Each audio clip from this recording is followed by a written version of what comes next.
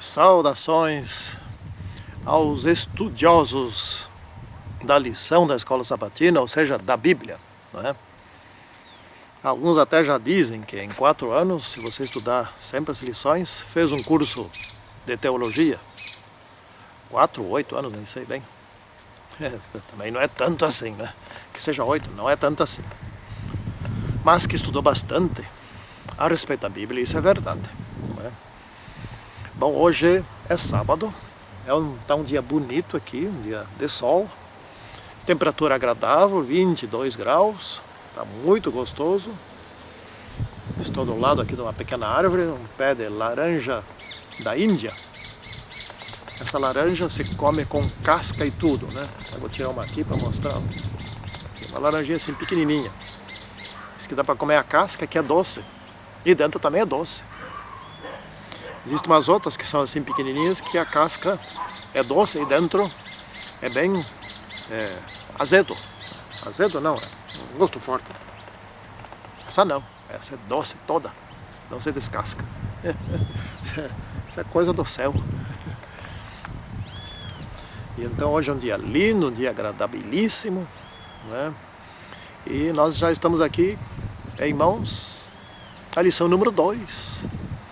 Deste segundo trimestre de 2016. Até quando será que vamos ficar fazendo essas gravações? Até quando? Bom,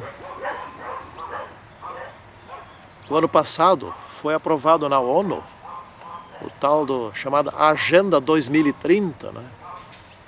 E agora eu voltei a dar palestras pelo Brasil. Eu vou dar uma palestra por mês só, não vou dar mais que isso, porque senão cansa muito. Outra vez eu cansei, entrei em staff e não quis mais dar palestra. Agora vou voltar, vou dar uma por mês só. Já tem 3 agendadas. E vamos tratar desse assunto, a respeito da Agenda 2030, que até no ano 2030 quer resolver todos os problemas do mundo e, para tanto, querem unir tudo o que tiver de organização nesse planeta. Logo, parece que é nesse intervalo que começam os nossos problemas, não é? Também vou incluir nessas palestras a questão sutilíssima do marxismo cultural, não é? Que pretende fazer alterações no mundo em algumas gerações. Começaram lá depois da Segunda Guerra Mundial. Eles estão conseguindo muitas mudanças sutis no mundo. Mas o nosso assunto aqui é o início do ministério de Cristo. E, para tanto, como de costume, faremos a nossa oração.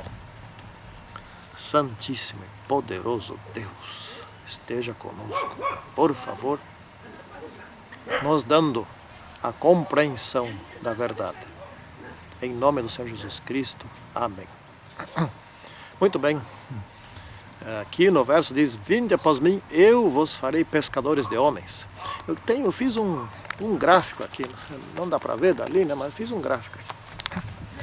Então Jesus, que era igual a Deus, não era semelhante, era igual, Jesus era Deus.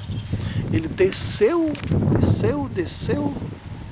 passou pelo nível dos anjos, continuou descendo, passou pelo nível do homem perfeito do Éden, continuou descendo, passou pelo homem do pecado e continuou descendo até o deserto e desceu até o túmulo. Ele desceu. Jesus desceu. Entende? Ele se humilhou. Não que ele se tornou humilde, ele sempre foi humilde, Deus é humilde. Mas ele se esvaziou para chegar até nós. Por outro lado, Lúcifer caiu. Lúcifer não desceu, ele caiu ao nível do homem pecador.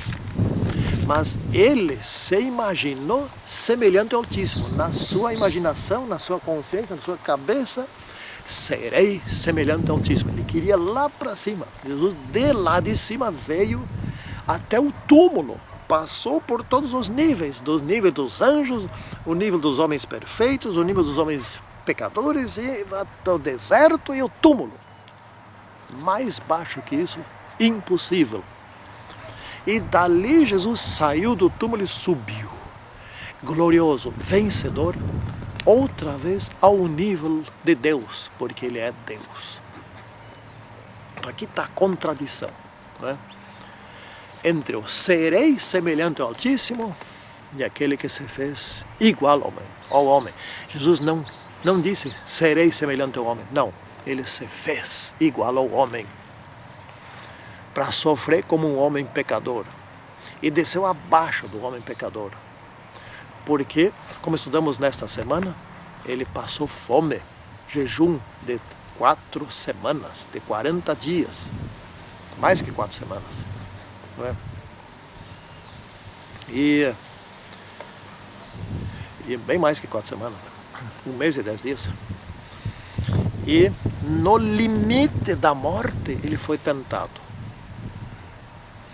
Já Lúcifer tentou Adão e Eva na plenitude da perfeição. Ali que eles caíram. Então Jesus desceu muito abaixo para provar que a lei de Deus é boa. A pergunta que eu tenho para fazer para todos nós refletirmos é a seguinte: qual é o problema com a lei do amor? O que tem de errado em amar o outro como a si mesmo? O que tem de errado em não roubar, em não matar, em não dizer mentiras, falso testemunho, em não cobiçar? O que tem de errado em não adorar Deus Criador? O que tem de errado em não fabricar imagem de escultura? Por fim, o que tem de errado em santificar o sábado, que faz tudo parte do mesmo pacote da lei de Deus, dos 10 mandamentos? O que tem de errado em obedecer a Deus? Pois, o que tem de errado, vou dizer para vocês. O que tem de errado é que Satanás quer ser semelhante ao Altíssimo, e jamais ele será semelhante ao Altíssimo se ele e os seus seguidores obedecerem à lei de Deus. Não tem como, não é? Aliás, vou dizer uma outra coisa para vocês. Logo, logo vai vir a perseguição. Logo, logo. Estamos na iminência da perseguição dentro da igreja, de irmão contra irmão.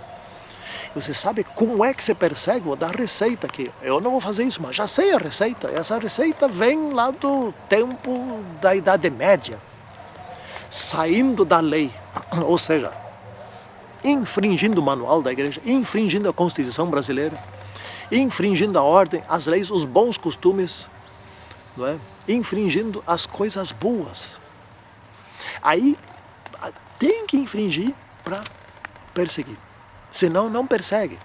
Se guardar os mandamentos, se seguir a Deus, se guardar o que está escrito na Bíblia, se seguir a lição da escola sabatina, não vai perseguir ninguém. Pelo contrário, vai procurar salvar as pessoas, vai procurar ajudar as pessoas.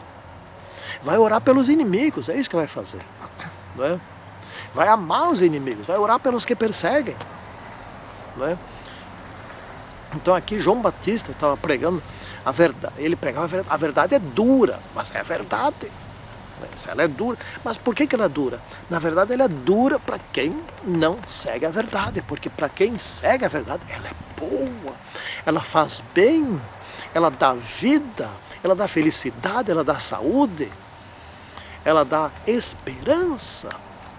Mas a verdade é dura para quem é atingido pela verdade. Vocês estão vendo aí o mensalão, o petrolão, né, etc. Tem gente indo para a cadeia que eu nunca imaginava que aqui no Brasil fosse empreender. Sim, gente que nunca nós imaginamos que fossem se perder, estarão do lado de fora da santa cidade de Jerusalém daqui 1 milênio, né? Então, o que aconteceu entre João Batista e Jesus?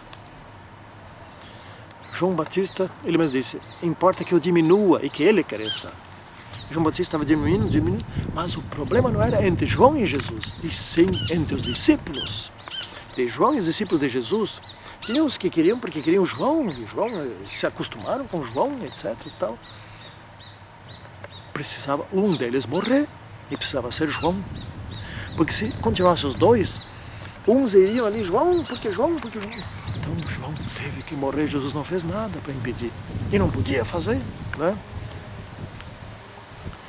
Então a mensagem de João foi uma mensagem preparatória, uma mensagem de restauração das coisas para que Jesus pudesse vir como Salvador. Para que Jesus não precisasse começar do zero. Não é? Podia, não precisava ter vindo João. Mas João adiantou uma grande parte do trabalho de Jesus. Se João não tivesse vindo, Jesus teria que ter começado bem antes. Ter feito todo o trabalho de João para depois começar a fazer o trabalho dele. Então João foi um excelente homem, um excelente profeta, que preparou as coisas e quando Jesus entrou em cena, o cenário estava pronto. Assim como nós. A nossa função é preparar o mundo para a vinda de Cristo. Que quando Cristo vier, tenha gente para levar embora daqui. Né? Essa é a nossa função, nossa missão. Então, como nós estávamos estudando aqui, Jesus desceu, e aí desceu até o deserto. Depois, 3 anos e meio depois, ele desceu mais ainda até o túmulo, passando pela cruz, pela vergonha da cruz. Esses tempos andei estudando como é que eles crucificavam, eu nem quero mencionar aqui. Se você tem curiosidade, pesquise na internet como é que crucificavam. É horrível, é horrível. Eu não gosto de pensar nas cenas da cruz. A senhora vai dizer que é para pensar, passar horas pensando, eu não gosto. Porque é horrível o que eles fizeram com Jesus, é horrível. Eu não vou falar aqui isso, detesto falar, eu prefiro pensar na ressurreição, que é a vitória. Aí, a tentação. Como é que ocorreu a tentação? Nós estudamos já na lição do trimestre passado, do primeiro trimestre desse ano de 2016. Mas não custa reprisar, né? Jesus estava ali numa situação dramática, desesperadora, horrível, gemendo talvez, de fome, não podendo mais caminhar, quem sabe se arrastando, a mente se escurecendo, a respiração ficando pesada já, a mente conturbada. Se Jesus tivesse cometido um errinho antes daquela situação, ele teria falhado. Ele não teria, não, eu aguento, não, nessas 40 dias de fome, a mente não acerta mais se tiver um histórico de erro, de um erro que seja. É isso que comanda quando nós somos pecadores, o mal que comanda. Jesus não foi pecador, não tinha um pecado, por isso que ele venceu, senão ele não teria vencido. Logo, quando ele foi tentado no deserto, e quando ele venceu aquelas 3 últimas tentações, isso significa dizer que ao longo da sua vida anterior, não é? Nos seus quase 30 anos de vida anterior, ele não cometeu um pecado. Porque se tivesse cometido um pecado, ele não teria suportado ali, a mente teria enganado ele, porque ele estava no limite do pensamento, da vida, de tudo, no limite de tudo. Então isso é uma prova de que ele até ali era um vencedor. Agora faltavam mais 3 anos e meio na sua missão, e ele poderia assumir essa missão, porque ele não era um pecador. Ele poderia assumir a missão de vencedor, de salvador, eu queria dizer. Porque ele não era um pecador, não era um pecador querendo salvar outros pecadores. Isso não existe, isso não funciona, não tem como, não é? Porém, ele não era pecador, então ele tinha direito a ser o salvador, o pregador da salvação, da segunda vinda, da vida eterna, do perdão. Ele tinha esse direito, não é? Porque a sua mente não falhou naquele momento, e não falhou porque ele nunca pecou, mas ele era um ser humano, nas condições dos seres humanos pecadores. Logo mais outra coisa fica comprovada, que quanto menos pecarmos, menor é a nossa propensão a pecar. E se acontecer de alguém nunca pecar, ele também tem uma grande facilidade de nunca pecar. Não tem ninguém assim aqui, não tem. Então quer dizer outra coisa, que se nós nos arrependermos, que os nossos pecados forem perdoados e nós fomos transformados, e dali em diante obedecermos os mandamentos de Deus e não pecarmos mais, cada dia será mais fácil não pecar. Cada dia será mais fácil enfrentar as tentações de Satanás e superá-las. É claro que nós temos um diferencial em relação a Jesus Cristo. Nós temos um diferencial poderoso. Jesus Cristo teve que enfrentar as tentações sozinho. Nós podemos contar com os anjos e com o poder do Espírito Santo. Isso faz uma diferença. Nós temos esse direito. Ele não teve. Ele teve que vencer sozinho, né? E daí ele foi pregar, ele foi para a terra que diz a terra de Zebulon e de Naftali, né?